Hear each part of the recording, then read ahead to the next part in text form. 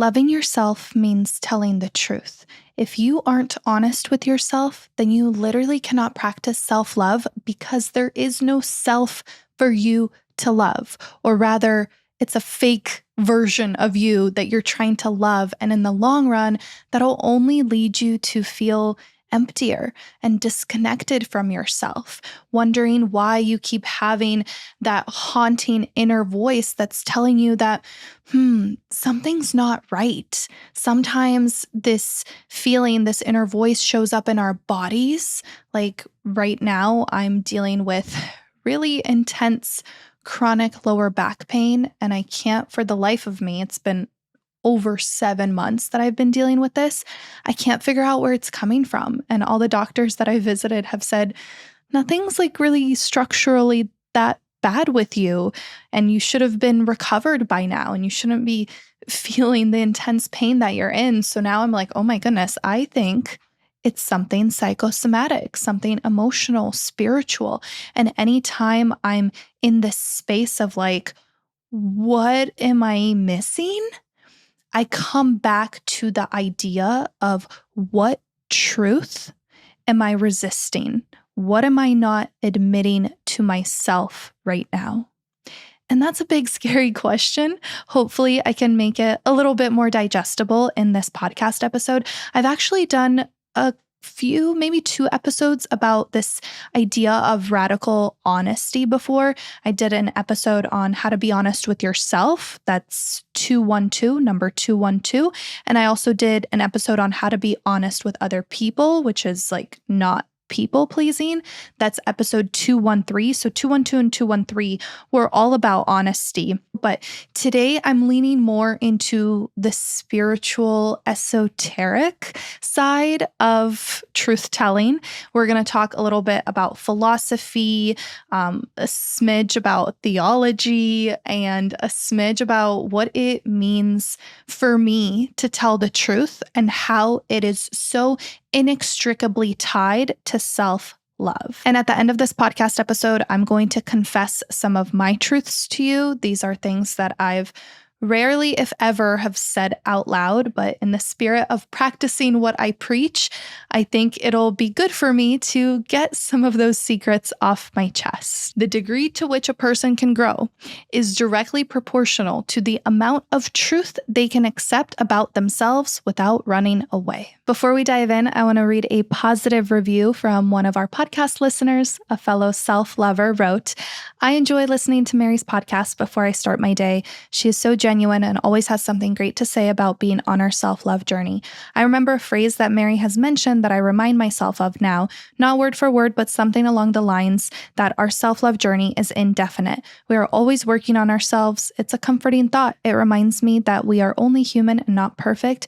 We make mistakes and mess up, but isn't that what the journey is all about? This show helps to practice positive affirmations and communication toward ourselves so that we can live at peace with our minds and apply the practices externally to others around us." That is literally my ethos, my whole mission and purpose behind the Mary's Cup of Tea Self-Love podcast. So thank you so much. If you'd like to make my day with some positive words, please feel free to leave a review on Apple. You can also click the star ratings on Spotify or send me a message over on Instagram. Okay, now going back to our topic of truth telling. I started digging around on this topic, and the first place that I went to is Bell Hook's book, All About Love. If you are interested in love as a philosophical idea and how it connects socioculturally, I really recommend this book. It is dense, I would say. There's some big concepts in there, but of course, she dedicates an entire chapter 3, to honesty. And one of the things she says is commitment to truth-telling lays the groundwork for the openness and honesty that is the heartbeat of love. When we see ourselves as we truly are and accept ourselves, we build the necessary foundation for self-love. I couldn't have said it better. That's it. That's the end of the podcast episode. You might as well just stop listening now. I'm just kidding. Please don't. But ultimately, that's the idea, that honesty, that truth, self-awareness is the foundation for self-love. It is amazing how many religions emphasize the importance of telling the truth. Sometimes the religions feel so different, but there are core principles within them. And as like I don't know if this is Aquarius trait or just being interested in philosophy or my brain, always looking for patterns and things that connect. I find the golden threads of religious teachings quite fascinating. And even though I'm not a religious person, I'm definitely a spiritual one. And seeing that time and time again, honesty is always promoted and lying is condemned, like in the Bible, the Torah, the Quran. In Sikhism, which is one Indian religion that I used to take particular interest in because I dated a couple men before my husband who were Sikh, but that's besides the point. The Sikh guru says that lying is like eating poison. And in Hinduism, truthfulness is called satya, and it's literally a central theme in the Vedas. On top of that, in yoga, satya, truth-telling, is listed as one of the 5 yamas, which are like moral vows. So as a yogi, truth-telling is a yogic practice. And I think it makes sense why. It just spiritually recalibrates our entire being. But going back to Bell Hooks for a second, in this book, All About Love, that whole chapter on honesty, chapter 3, she, like I said, it's a little more like sociocultural, I suppose. So she talks about how research shows that men lie more than women. It's one of the ways that men obtain power. For example, she references John Stoltenberg's book, The End of Manhood, a book for men of conscience, and it analyzes the extent to which the masculine identity offered men as the ideal in patriarchal culture is one that requires all males to invent and invest in a false self. From the moment little boys are taught they should not cry or express hurt, feelings of loneliness or pain, that they must be tough, they are learning how to mask true feelings. In worst case scenarios, they are learning how to not feel anything ever. So Bell Hooks goes on to talk about how men lie to gain and obtain power and how women also play into this by also presenting a fake self to gain the attention of a man, to present yourself in a certain way to be more attractive, and to ultimately not speak your truth fully because you have to conform to these patriarchal boxes. And I think we can all look around and see how it's true that statistically men probably lie to others quite a bit more. However, anecdotally, I feel like women, or at least speaking for myself as a woman, I am more likely to lie to myself. And that's going back to those same themes. We lie to ourselves by manipulating our needs, wants, and desires to kind of fit nicely into somebody else's without being a burden, right? All these roles we're taught we're supposed to play, all the shit that we agree to do that we don't really want to do. I mean, that is the epitome of people pleasing. And the more we do that, the more disconnected we are from the truth and ourselves. Bell Hooks writes, "The wounded child inside many females is a girl who is taught from early childhood on that she must become something other than herself, deny her true feelings in order to attract and please others. When men and women punish each other for truth-telling, we reinforce the notion that lies are better. To be loving, we willingly hear each other's truths, and, most important, we affirm the value of truth-telling. Lies make people feel better, but they do not help them to know love." Bell Hooks, why do you write like that? It's just so resonant. So I started digging around in some of my other spiritual books, and this one is The 4 Agreements, which I recommend incessantly. I actually have my retreat attendees read this book kind of before and during the retreat because it's filled with so much wisdom. The 4 Agreements is like 4 rules for living. And one of my favorite agreements, if you've read the book, I think you can guess which one I like the most. And that is be impeccable with your word. Be impeccable with your word, which is like say what you mean and mean what you say, right? But this is how Don Miguel Ruiz explains it.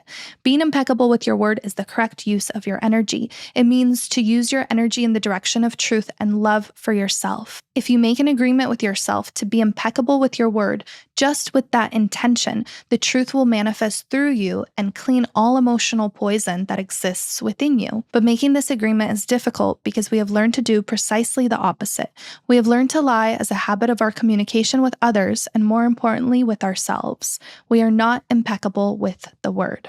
He goes on to write how being impeccable with your word is not just about communicating with others, but of course, positive self-talk, as cheesy as it sounds. And he literally says that judging, shaming, and blaming yourself is not being impeccable with your word. Talking shit to yourself is a form of lying to yourself, because in that moment, in that energy, you're telling yourself that you should be this, you should be that, you should be better, you should be perfect. But if that's literally impossible, because at the end of the day, we're only human. So every time you judge and shame and blame yourself for things that are only human, you're kind of operating from this deep-rooted notion that you should be above that. Then judging, shaming, and blaming yourself is literally operating from a place of dishonest expectations. So here are 3 ways that you can use honesty as a way to practice self-love. Firstly, remember that being honest with yourself isn't about confessing all your sins immediately. It's more about checking in and staying grounded within. There's this line that I've been obsessed with. I shared this over on Instagram, but I have to give it an honorable mention here. I'm reading this book called A Swim in a Pond in the Rain by George Saunders, and it basically analyzes Russian short stories. And there's this short story by Anton Chekhov, which is called The Darling. And when he talks about this short story, The Darling, he says it's about a tendency present in all of us to misunderstand love as complete absorption in rather than in full communication with. And I really love this idea of love and also self-love being not like completely losing yourself in someone else or completely losing yourself in yourself, right? That's when people think of self-love as selfish. They think it just makes you self-obsessed and vain and conceited. Really, what we're talking about when it comes to self-love is that communication. It's that dance of being like, what do you need? How can I help? I'm here for you. Talking to yourself that way too. So this brings me to tip number 2 for practicing honesty as a form of self-love. Remember that the truth changes. When you know better, you do better. When you have a deeper understanding of yourself, you can also tune in a little bit better. You listen, you're more understanding, you're more open-minded and compassionate. When the truth changes, do not shame yourself for not being the way you were in the past or being the way you could be in the future. One of my most popular episodes this year is called How to Stop Comparing Your Current Self to Your Past Self. And I really went off the rails on that topic. I feel like I just was so exceptionally passionate in that one. And maybe that's why it has been the most popular this year.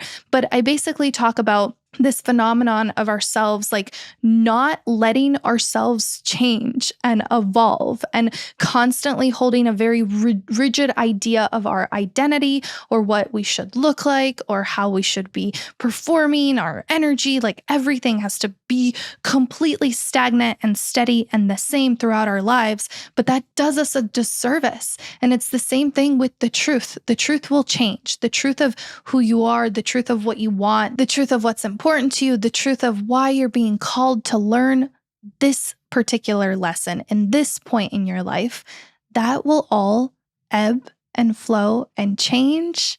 And that's, I guess, the main principle of Taoism. Since we talked a little bit about religious philosophy, the main principle of Taoism is that everything is fluid, everything is changing. The only constant is change.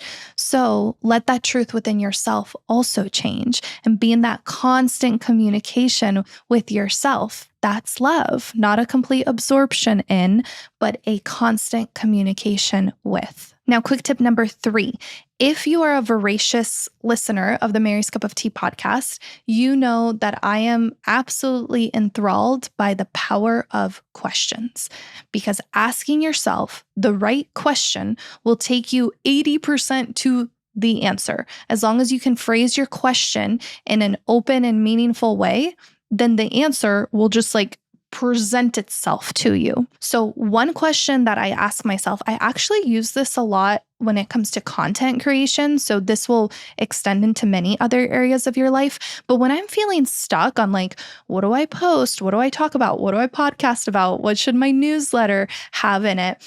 I always ask myself, what's real? What's here? And what do I feel? What's real? What's here? And what do I feel? Even today, essentially, when I sat down to plan this podcast episode, I'm like, oh, I really miss podcasting, doing solo episodes like this.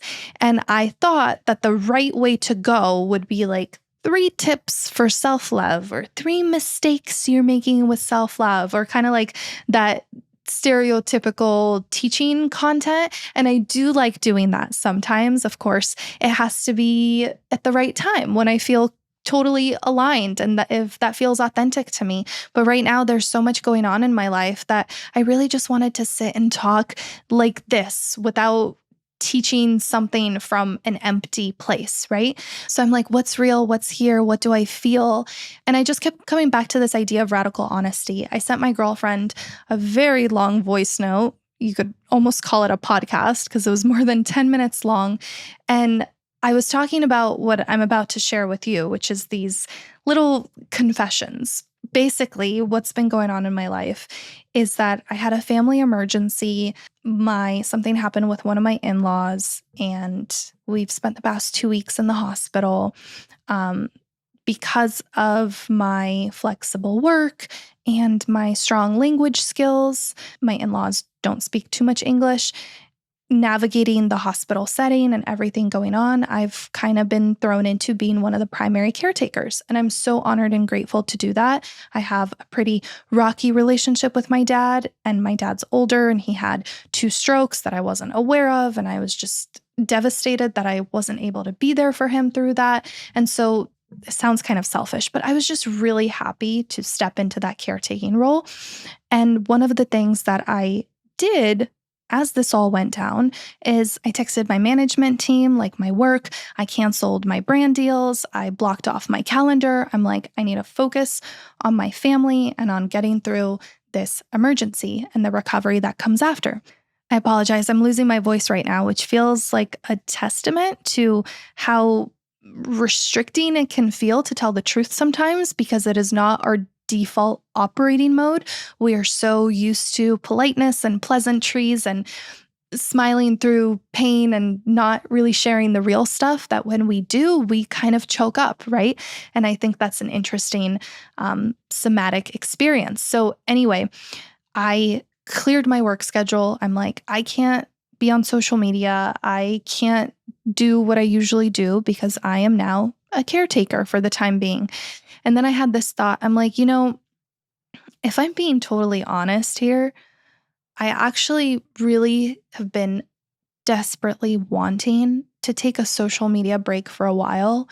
And I took this emergency as an excuse, as a reason to do so. Like I almost gave myself the permission because something went down in the family.